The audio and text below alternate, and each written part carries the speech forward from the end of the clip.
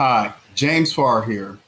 The previously recorded episodes that you're about to see are a series of critical and uncomfortable conversations that I've had with law enforcement long before the murder of George Floyd, Breonna Taylor, and right here in Pasadena, Anthony McClain most recently. There was J.R. Thomas and Kendrick McDade. I invite you to take a look at this series of conversations and comment below.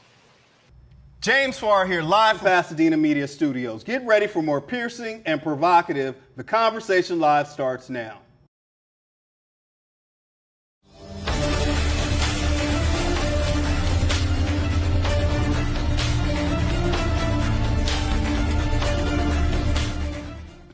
And welcome to another episode of The Conversation Live. The Conversation Live focuses on social justice, restorative justice, inclusion, and equality. Today on The Conversation Live, we're going to have a critical and possibly uncomfortable conversation.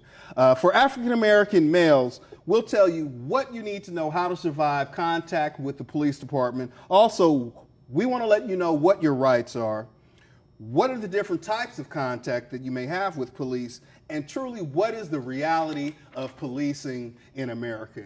Joining me today is a 10-year veteran, Milton White Jr. Before we bring Milton into the conversation, let's first check in and cue up the first clip, Jared.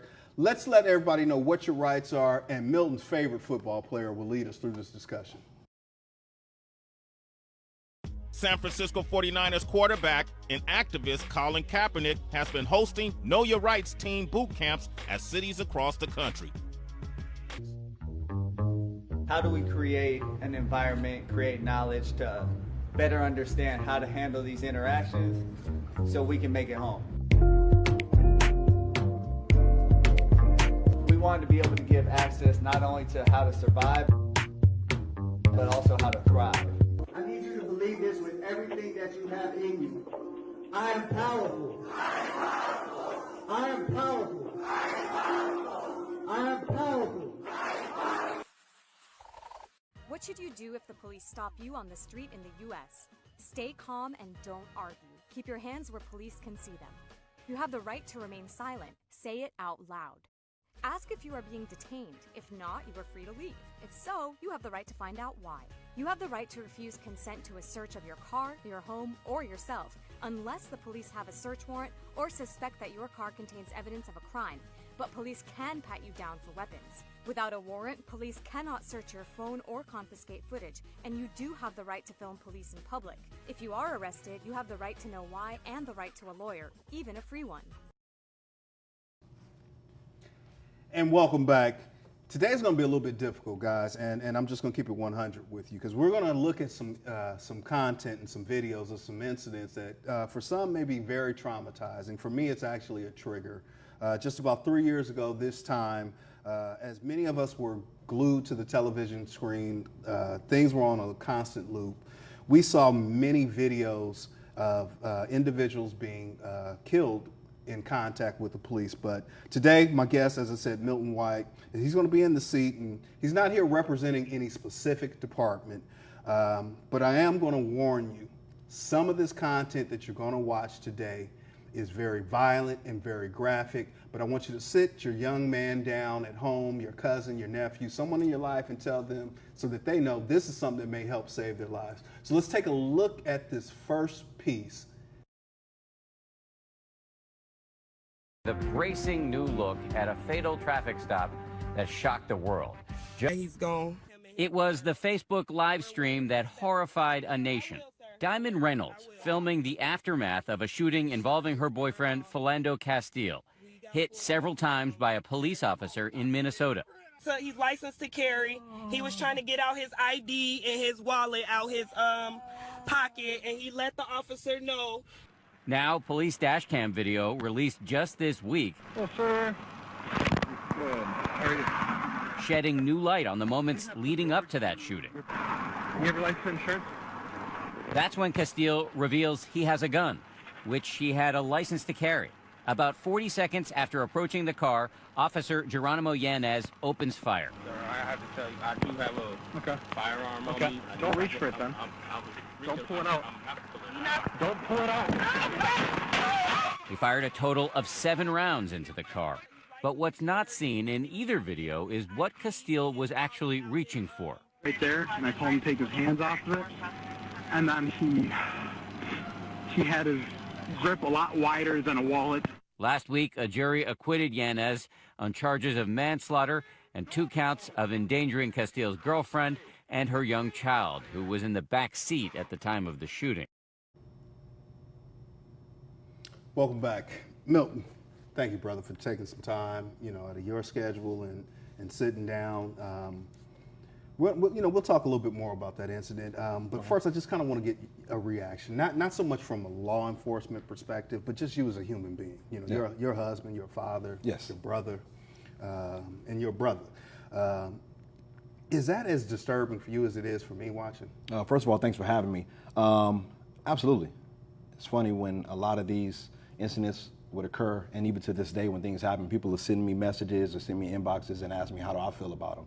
The reality is I feel the same way you feel about them. Anytime there's a loss of life is tragic, regardless of the circumstances. And that's how I feel. Okay. So one of the things we wanted to do is educate, because what you're doing in the community is you take your own time out of your own schedule, away from your family, a very beautiful family. Congratulations on the new baby girl. Thank you. But you've taken, kind of almost like a calling. You really want to educate. And so you've been doing these trainings in the community. You're going to be doing one, probably pretty soon, right? Yeah. And so we wanted to kind of frame this up from, our young people and just people in general knowing your rights. So I know there's 3 types of contacts with the police. Correct. There is consensual, there is investigatory, and then there's an arrest. Correct. Okay. So in this incident that we saw in the video, that was a investigatory. Correct, otherwise known as a detention. Detention. Yeah. So Mr. Castile was on a traffic stop, and then things went south. Correct. Bad. Correct. How does all of this happen, man? You know what? Anytime you're dealing with humans, anytime you're dealing with human nature, things like this can happen. Doesn't make it okay, doesn't make it right, but it happens. There's a myriad of reasons. It could be a lack of training.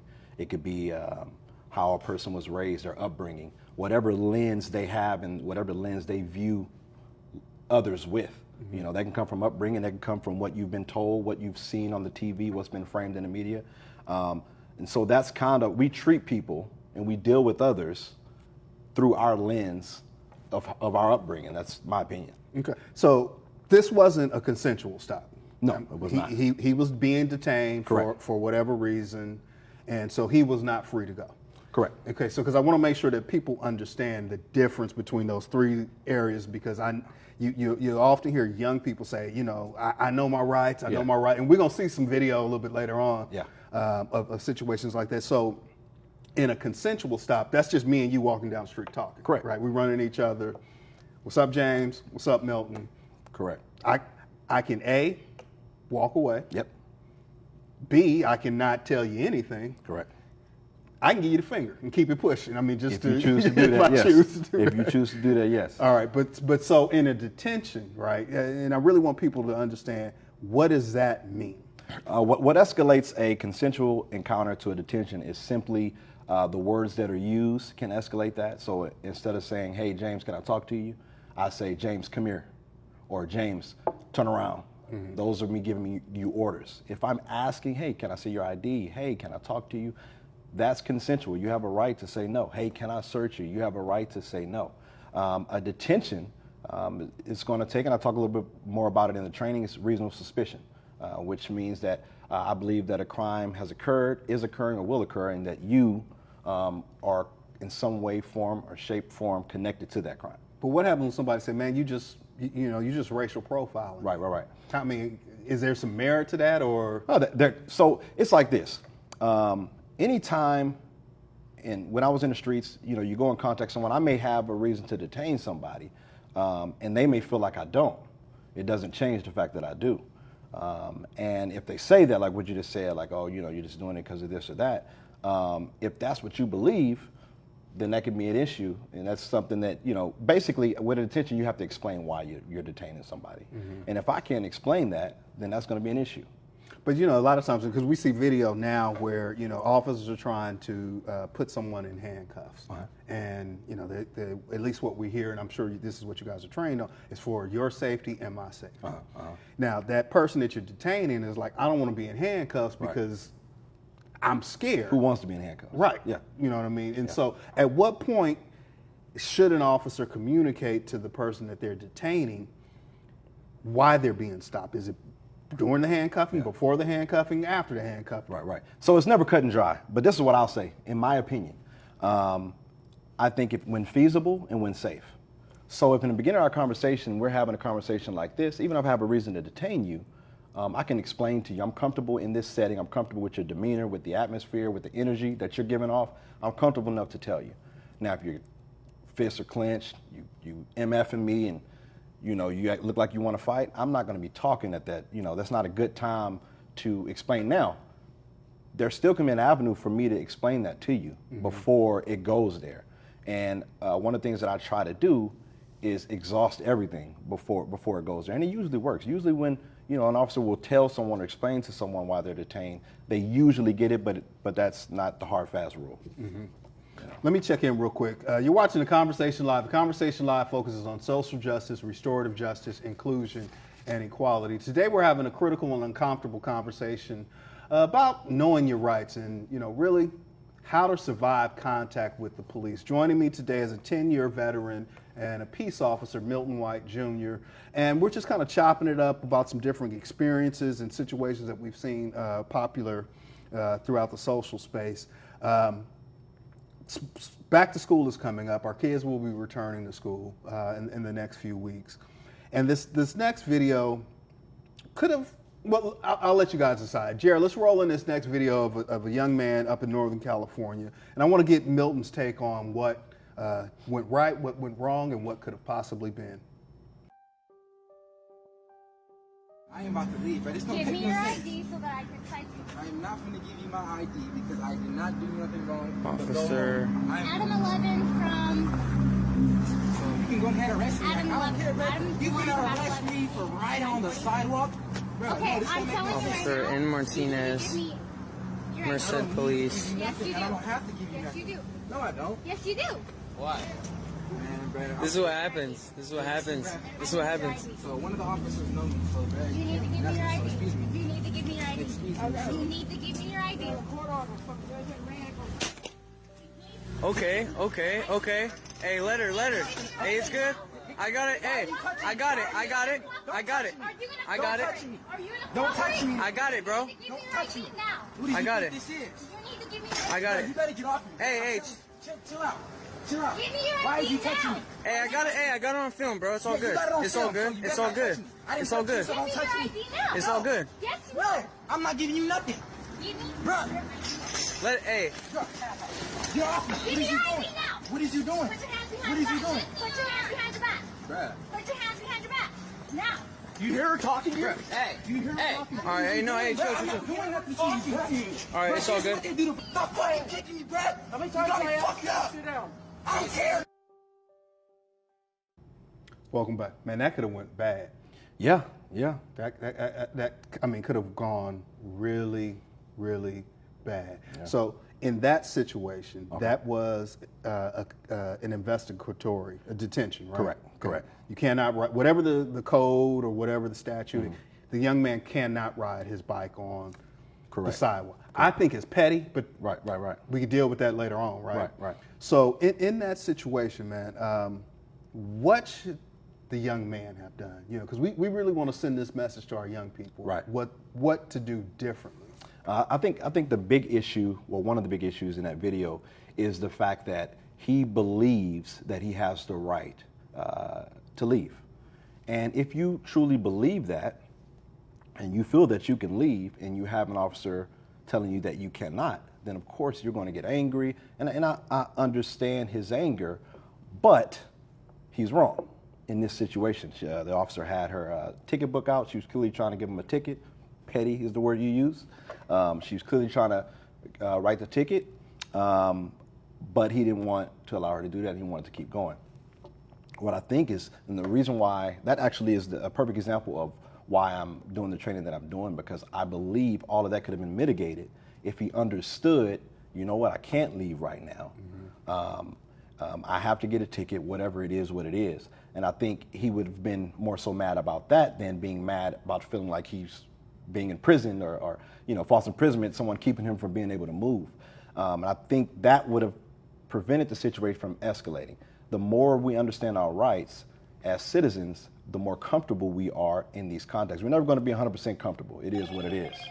But the more that we'll be comfortable in those situations. Knowing your right, being armed with your rights, helps you to be more confident in your decision making, I believe. I mean, but see, when we look at it, first of all, he's a teenager, right? Correct, so correct. We're dealing with a brain that's not completely developed. Right. And so, there may be some trauma there, from prior experiences, or maybe vicarious trauma from things that he's seen maybe through the media and stuff. And so, I mean, I don't think it's unreasonable for someone to want to escape a situation, especially if they felt like they've done nothing wrong. But the most disturbing part about that film is, I'm sure the officer could have done something differently.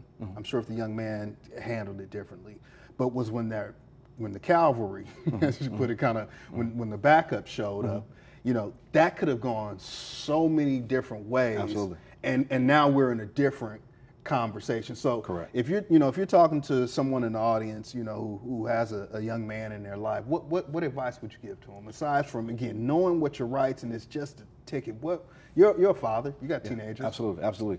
My advice is simply this: aside from understanding and knowing what your rights are, understand what that contact can lead to, and be conscious and aware of that. If you feel like somebody's doing you wrong, right then and there isn't the right place to deal with it. There are other avenues that you can go, which I talk about in the training as well. But and it's not about just. We talked on the phone one time about what's the word? Kind of like cowering and just saying okay. It's not complying. Right. But it's not about doing that. It's not about. Well, cooperation is the ultimate goal. Right. Absolutely.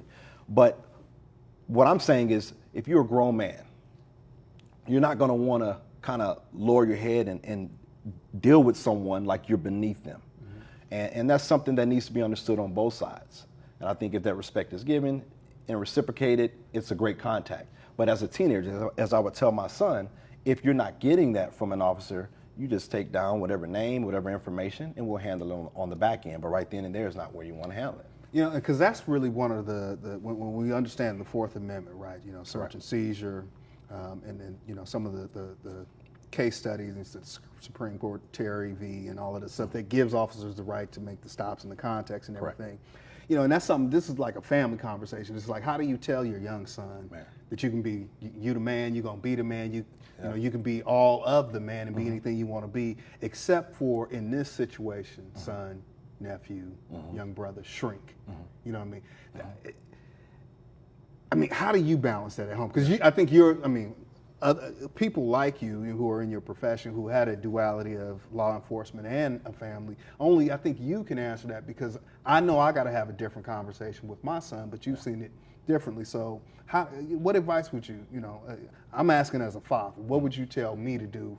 How should I have this conversation with my 4-year-old son, based on the way that you've had some of your conversations? Right, and just so I have a full understanding, you're saying, what can I equip my son with to where he doesn't have to cower or shrink in that contact? Is that what you're asking? Okay, great question. That's the purpose of the training, because I think that our resolve has been, and when I say ours, the African American community resolve has been cower, just survive. We don't want anything to happen, so cower.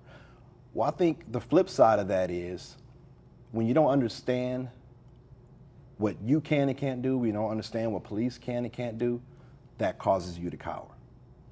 And also things we see on TV, things that we know have happened. But I believe that when you're equipped with the correct information, not the information we get on CSI and Law and Order, but the correct information and understanding your rights, that will cause you to have the confidence, even if you know you're going to get a ticket. Yes, I'm mad about it, but I do know I don't have to do this, or I don't have to do that, or you can't do this, or you can't do that. I'll take a ticket. No, you can't search my car. And that still gives you a level of dignity. And so these are some of the things that you're addressing in the training. Absolutely. And so it's more empowering. Correct. Okay. Correct. All right. Let me check in real quick. We got one more segment to get through, and you're watching the Conversation Live. Conversation Live focuses on social justice, restorative justice, inclusion, and equality. Today we're having a conversation with Milton White Jr., who is a 10-year law enforcement veteran, and Milton does these trainings in different communities, and he's really looking at how to give our young people, and even you, all of us really for that matter, the tools that you need, how to, let's just call it what it is, survive the contact. I mean, that's just where we are with society right now, but you do want to come home. We're going to pull up this next video because, you know, we often hear from officers, Milton, that, you know, things can go bad real quick. And it's not always the best situation. So I wouldn't want you, my friend, my brother here to say I'm not balanced. So let's take a look at this next video, Jared, and we'll join Milton back on the other side of it. Can I pat you down? Can you put your hands on the hood here? Thank you.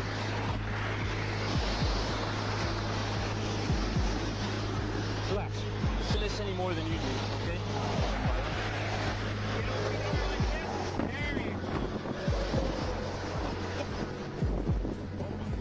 Don't place your hands behind your back.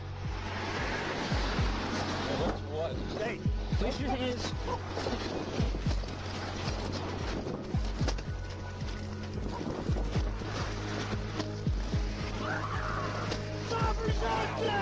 I got him. Keep the taser on. Stop resisting!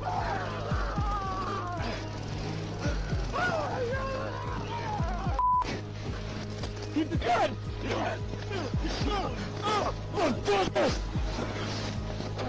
Alright, be my ass. Get the f*** on your back!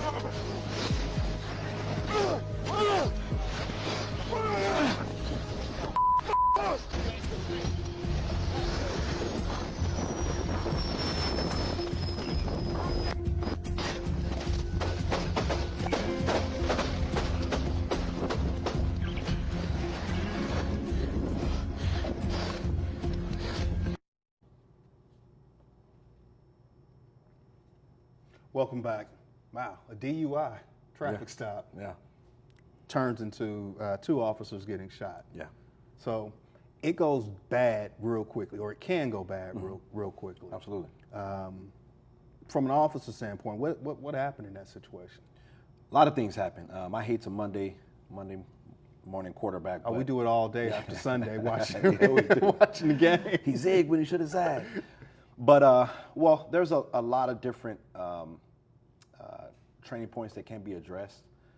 There's more than one way to skin a cat, right? There's a lot of different training points that can be addressed in that video. The importance of it is understanding that just like citizens, African Americans specifically, we have fears going into traffic stops and contacts with the police. Police also have the same thing.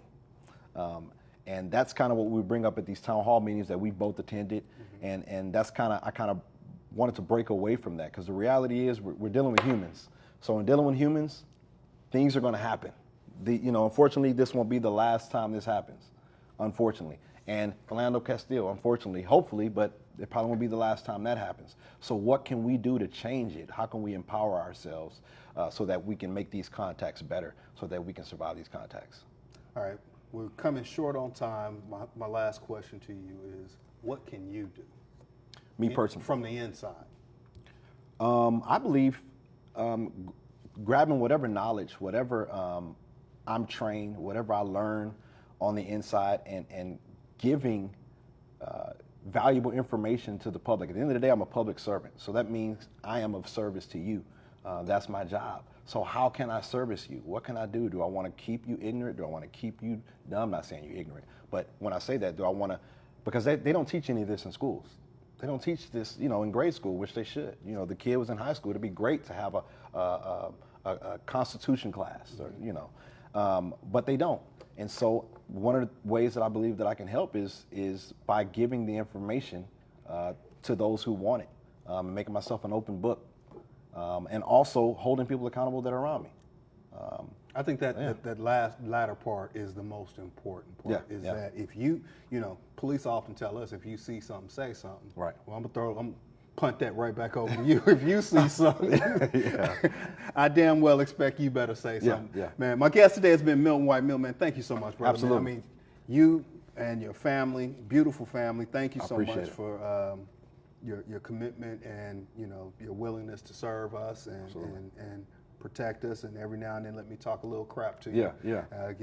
Again, you're watching The Conversation Live. I'm your host, James Farr. My guest today was Milton White Jr. He's a 10-year law enforcement veteran, and we had a critical and uncomfortable conversation about knowing your rights. Until we have another opportunity to speak with you, as always, agape.